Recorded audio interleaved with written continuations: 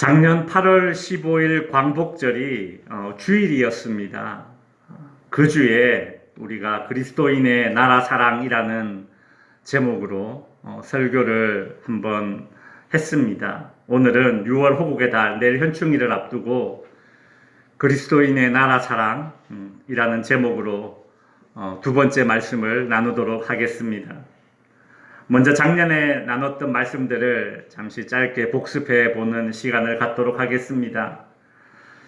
우리가 참된 그리스도인이라면 나라와 민족을 사랑할 수밖에 없다고 말씀드렸습니다. 왜냐하면 그리스도인들은 하나님을 사랑하고 이웃을 사랑하라는 삶을 명령으로 받은 자들이기 때문입니다. 내가 하나님을 진심으로 사랑한다면 그 하나님의 사랑은 필연적으로 이웃 사랑으로 드러나게 되어 있습니다. 이웃의 집합체인 이 나라와 이 민족을 그래서 그리스도인들은 사랑할 수밖에 없는 것입니다. 참된 그리스도인이라면 나라와 민족을 사랑할 수밖에 없는 두 번째 이유는 우리에게 신앙이 있기 때문입니다. 신앙은 우리 그리스도인들로 하여금 자기중심적인 사고방식에서 벗어나게 만드는 것을 목표로 하고 있습니다. 참된 그리스도인들은 신앙이 있고 이 신앙은 우리로 하여금 자기중심적인 사고방식에서 벗어나서 타인을 공경하고 타인을 인정하고 타인을 받아들이고 더 나아가서 연약한 자를 섬기는 자리로 우리를 성숙의 자리로 이끌기 때문입니다.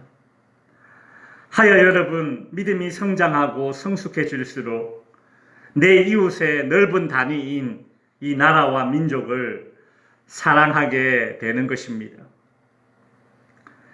그런데 우리 그리스도인들은 우리의 이 나라 사랑이 구체적으로 어떻게 실행되어야 하는지를 놓고 깊이 있는 성찰을 해야 합니다. 왜냐하면 오늘날 이기심, 그리고 지역주의, 혹은 민족주의, 이런 자칫 이런 것들이 애국심으로 포장될 수 있기 때문입니다. 사람은 누구나 자신이 속해 있는 집단이 잘 되기를 바라는 마음을 가지고 있습니다.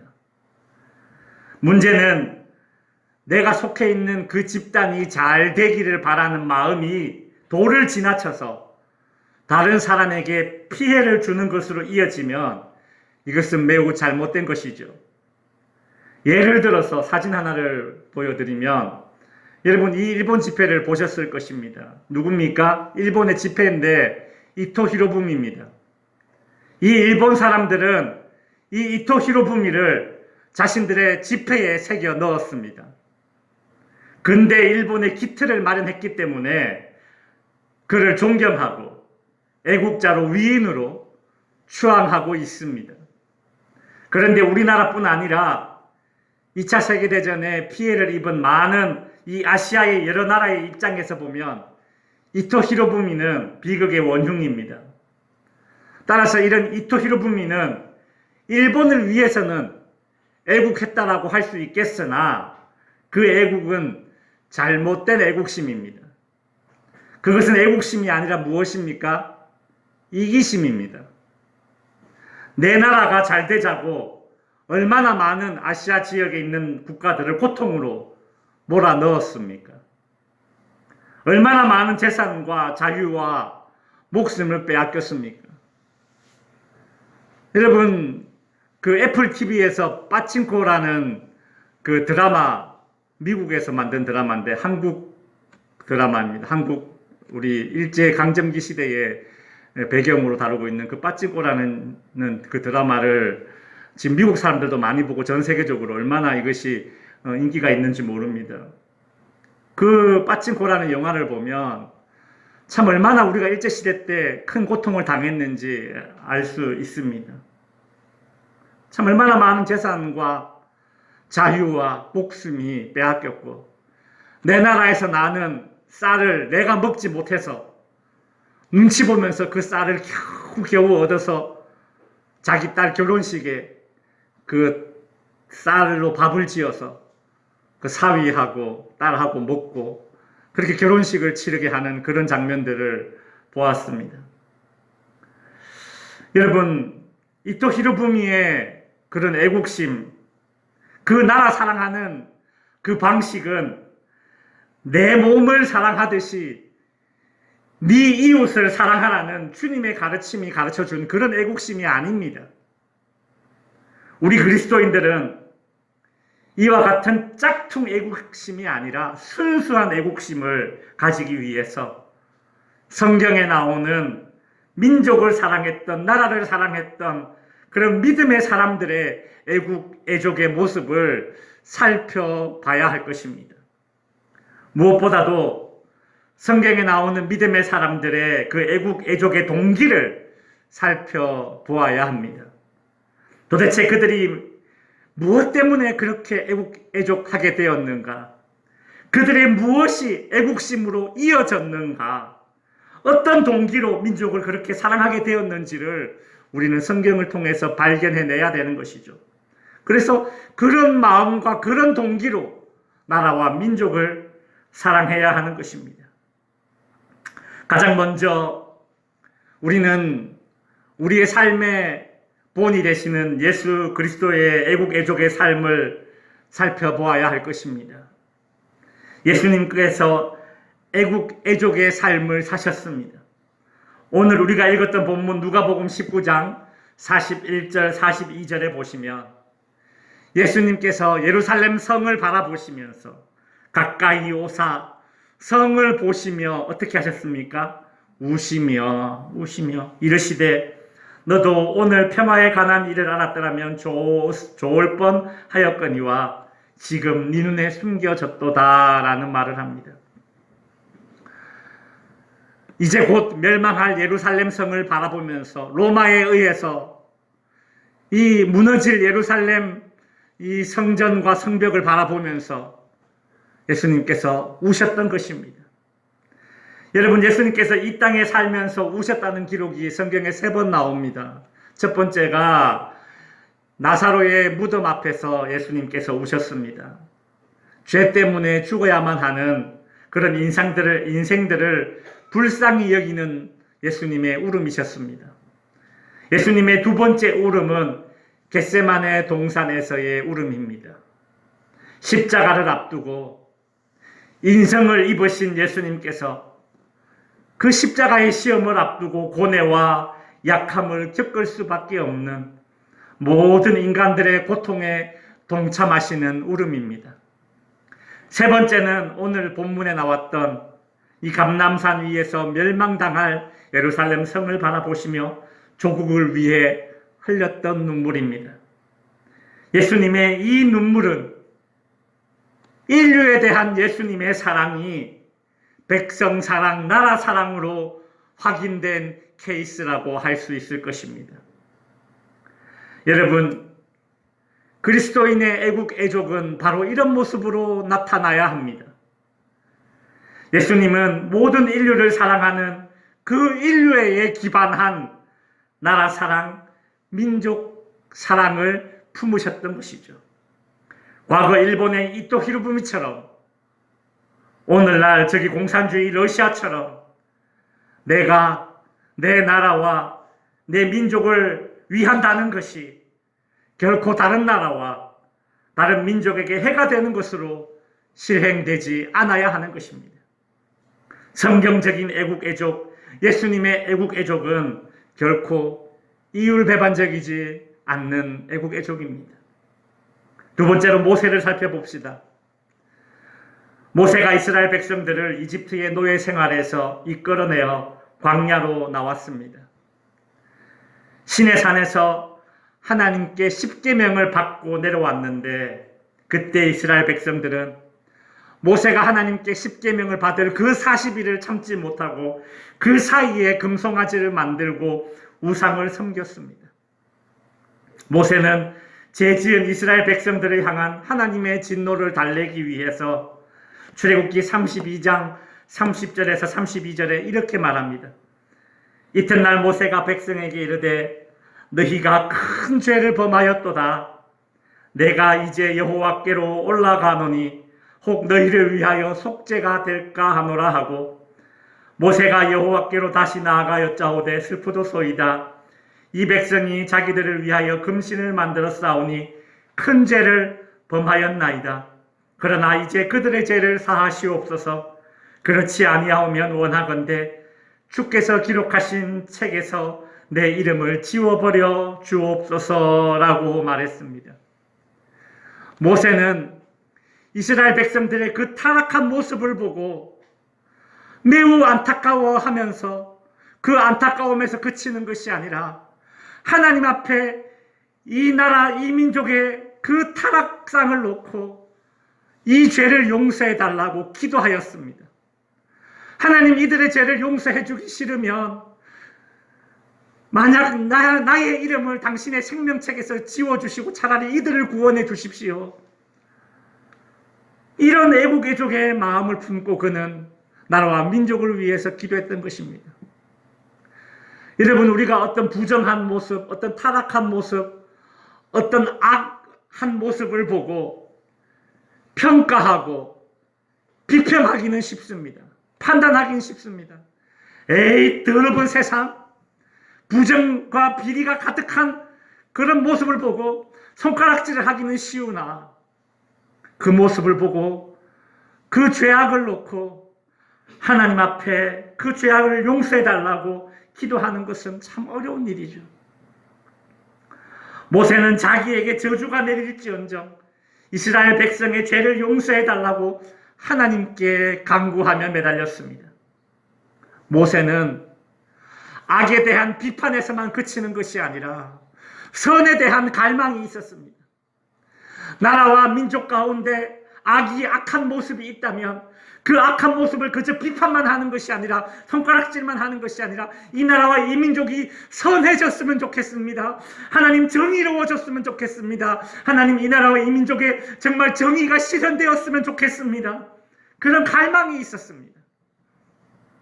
여러분, 선에 대한 그런 갈망이 있어야지만, 그래야지만 진정한 나라 사랑으로 이어질 수 있습니다.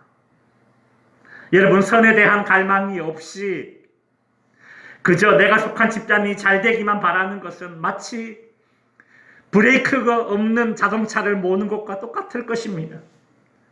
여러분이 어떤 자동차를 구입했는데 엄청 힘이 좋고 빨리 달릴 수 있는 자동차입니다. 그런데 그 자동차에는 브레이크가 없습니다. 여러분에게 그 자동차를 준다면 여러분은 그 자동차를 운전하시겠습니까? 브레이크가 없는 자동차는 그 자체로 살인 흉기입니다. 힘이 좋으면 좋을수록, 빨리 달릴 수 있을수록 더 위험한 흉기가 될 뿐입니다. 브레이크가 없다면 어떻게 자동차를 제어할 수 있겠습니까? 선에 대한 갈망이 없다면 어떻게 이기심을 제어할 수가 있겠습니까? 선에 대한 갈망이 없다면 어떻게 이기심으로 포장될 그런 삐뚤어진 애국심을 우리가 제어할 수 있겠습니까? 세 번째 살펴볼 인물은 다니엘입니다. 여러분, 다니엘도 애국자였습니다. 다니엘은 바벨론의 포로로 끌려간 유대인이었는데 느부갓네살 왕의 총애를 받아서 바벨론의 총리가 되었습니다. 그런데 그 느부갓네살이 죽고 벨사살이 왕이 되었을 때에도 다니엘은 여전히 총리직을 유지하고 있었습니다. 그런데 얼마 후에 이 바벨론 제국이 메데 바사 제국에 의해서 멸망당하게 됩니다. 메데 바사 제국의 다리오 왕은 자신이 패망시킨 바벨론 제국의 다니엘이라는 사람을 보고, 야, 이 사람 참 성실하고 능력 있고 신망 있네. 너는 비록 패국의 총리지만 내가 다스리는 우리 제국에서도 총리를 해라. 정말 말이 안 되는 상황이 벌어진 것이죠. 여러분, 한 나라의 정권이 바뀌고 새 대통령이 들어서면 내각이 새로 구성되지 않습니까? 총리로부터 시작해서 장관들까지 쭉 다 그냥 다 새로 바뀝니다. 하물며 정권이 바뀌어도 그런데 다니엘은 나라가 바뀌었습니다. 그런데도 여전히 총리직을 유지할 수 있었습니다. 하나님께서 다니엘에게 그만큼 지혜를 주셨고 은혜를 베푸셨고 그 지혜가 사람들에게 인정받은 것입니다. 한번 생각해 보십시오. 나라가 바뀌었는데도 새로운 나라의 왕이 다니엘에게 여전히 총리직을 임명해 주니 다른 신하들이 다니엘을 얼마나 시기 질투했겠습니까? 그래서 신하들은 다니엘을 망가뜨리기 위해서 다니엘의 잘못을 찾았으나 그에게는 그 어떠한 비리나 흠을 찾지 못합니다. 그래서 세운 작전이 무엇인가? 바로 유일신 하나님을 공경하는 다니엘의 신앙을 공격하는 것입니다. 신하들은 다리오 왕에게 왕이여 만수무강하시옵소서. 이 세상에 왕과 같은 존재는 어디에도 없을 것입니다. 왕은 신과 같은 존재로 추앙받아야 됩니다 라면서 아양을 떨며 왕의 마음을 붕 뜨게 만듭니다. 그래 놓고서는 지금부터 30일 동안 왕 외에 다른 신에게 절하는 자는 왕에게 충성하지 않는 반역자이니 그를 사자굴에 던지는 법령을 만들자고 조서를 써서 올립니다.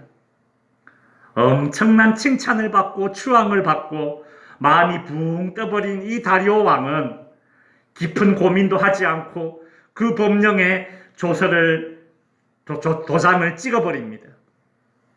다니엘서 6장 10절에 보시면 다니엘이 이 조서에 왕의 도장이 찍힌 것을 알고도 자기 집에 돌아가서 윗방에 올라가 예루살렘을 향한 창문을 열고 전에 하던 대로 하루 3번 무릎을 꿇고 기도하며 그의 하나님께 감사하였더라 라고 하죠.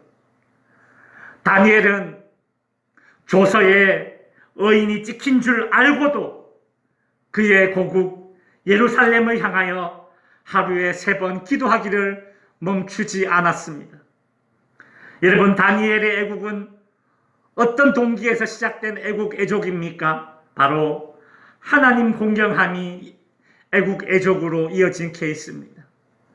그는 어떠한 상황에서도 자기에게 손해볼 것이 명확한 상황에서도 하나님을 공경하기를 멈추지 않았습니다. 하나님을 공경하기로 한 그 깊은 신앙, 그것을 포기하지 않았습니다. 자신의 총리직과 바꾸지 않았습니다. 심지어 사자굴에 떨어질지언정 자신의 목숨과도 바꾸지 않았습니다. 다니엘의 하나님 공경함이 나라 사랑으로 이어진 케이스라고 할 것입니다. 신약에 들어와서 바울도 마찬가지입니다. 여러분, 바울도 애국자입니다. 바울은 자기 동족 이스라엘이 예수님을 십자가에 못 박는 일에 앞장섰다는 사실을 늘 가슴 아파했습니다. 그리고 이스라엘 외에 다른 이방 민족들에게 복음을 전하면 그들은 잘 받아들이는데 상대적으로 복음을 배척하는 그 이스라엘을 보면서 바울은 로마서 9장 3절에서 이스라엘이 하나님 앞에 돌아오기를 애원하는 마음을 이렇게 적어 놓았습니다. 나의 형제 곧 고륙의 친척을 위하여 내 자신이 저주를 받아 그리스도에게 끊어질지라도 원하는 바로라. 무슨 말입니까? 자신이 하나님 앞에 저주를 받을지라도 나의 형제 곧 고륙의 친척, 우리나라와 우리 민족이 하나님 앞에 돌아오기를 바란다라는 그런 마음을 적어 놓았죠. 바울의 이 복음에 대한 열정이 형제 사랑, 나라 사랑으로 이어진 케이스라고 할 수 있을 것입니다. 이처럼 위대한 크리스찬의 애국 애족은 자기 나라, 자기 민족이 하나님 앞에서 잘되고 형통하기를 바라는 마음이 그 근간입니다. 누구 앞에서요? 하나님 앞에서 잘되기를 바라는 마음이 진정한 애국 애족이죠. 이제 마지막 한 명만 더 살펴보겠습니다. 어쩌다 보니 애국 애족의 예로 든 사람들이 전부 남자들밖에 없네요. 애국 애족이 마치 남성들의 전유물인 양 그렇게 비춰지는 것 같습니다. 아닙니다. 성경은 애국심이 강한 한 여인을 또한 소개시켜주고 있습니다. 바로 에스더입니다. 바벨론의 포로로 끌려갔던 이스라엘 백성들은 약 70년이 지나고 자유를 얻어서 고국인 이스라엘로 돌아갈 수 있게 되었습니다. 그런데 포로로 끌려갔던 이스라엘 백성들 중에는 그 바벨론 지역에 70년 살다 보니 그냥 고국으로 돌아가지 않고 그곳에 이방 땅에 그냥 남아서 살고자 하는 사람들이 많이 있었습니다. 마치 일제강점기 때의 광복 이후에도 일본에 남아서 살고 있는 사람들처럼 말이죠. 유대인들이 이방 땅에 포로로 끌려간 지 100년쯤 되었습니다. BC 480년경 페르시아의 아하수에로가 통치하던 시대에 이스라엘로 귀환하지 않고 그냥 페르시아에 남아있던 유대인들이 꽤나 많이 있었습니다. 그러던 중 그 페르시아의 권력가 하만이라는 이 사람이 유대인들을 모두, 이스라엘 사람들을 모두 죽이고자 하는 그런 괴략을 꾸몄습니다. 그래서 그 괴략에 유대인들이 전부 멸절하게 될 위기에 봉착하게 된 것이죠. 그때의 페르시아의 왕비였던 이 에스더는 본인이 이스라엘 사람임을 숨기고 있었는데 이 일을 계기로 본인이 이스라엘 사람임을 밝히고 이스라엘 백성들을 살리기 위해 왕궁에서 활약을 하게 됩니다. 왕비 에스더는 이스라엘 백성들을 구하기 위해 마음을 먹고 사촌 오빠에게 이렇게 말합니다. 에스더서 4장 16절에 보시면 당신은 가서 수산에 있는 유다인들을 다 모으고 나를 위하여 금식하되 밤낮 3일을 먹지도 말고 마시지도 마소서. 나도 나의 시녀와 더불어 그렇게 금식한 후에 규례를 어기고 왕에게 나아가리니 죽으면 죽으리이다 하니라. 에스더는 하만이라는 이 권력가가 유대인들을 전부 죽이려 하는 이 악한 괴계를 꾸미고 있다는 것을 왕에게 알려줘야 하는데 왕 앞에 함부로 나아갈 수가 없습니다. 왜냐하면 그 당시 에스더가 왕비로 있던 이 페르시아에는 아무리 왕비라 하더라도 왕이 허락하지 않으면 왕 앞에 나아갈 수가 없었기 때문입니다. 왕의 허락 없이 왕 앞에 나아갔다가 왕이 자신이 들고 있는 지팡이를 이렇게 내밀지 않는다면 허락 없이 왕 앞에 선 그 사람은 죽어야 합니다. 그것이 페르시아의 법이었습니다. 그래서 왕비 에스더는 죽으면 죽으리라 그런 마음을 먹었던 것입니다. 에스더의 이런 행동은 어떤 애국애족입니까? 개인의 성공과 개인의 안위보다 형제사랑, 나라사랑을 실천한 케이스라고 할 수 있을 것입니다. 이제 말씀을 정리하겠습니다. 성도 여러분, 우리에게 하나님의 뜻이 없었더라면 우리는 결코 이 땅 대한민국에 태어나지 않았을 것입니다.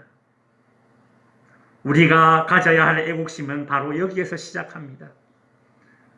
우리에게 하나님의 뜻이 없었더라면 우리는 결코 이 땅 대한민국에 태어나지 않았을 것이라는 믿음을 가지시기 바랍니다.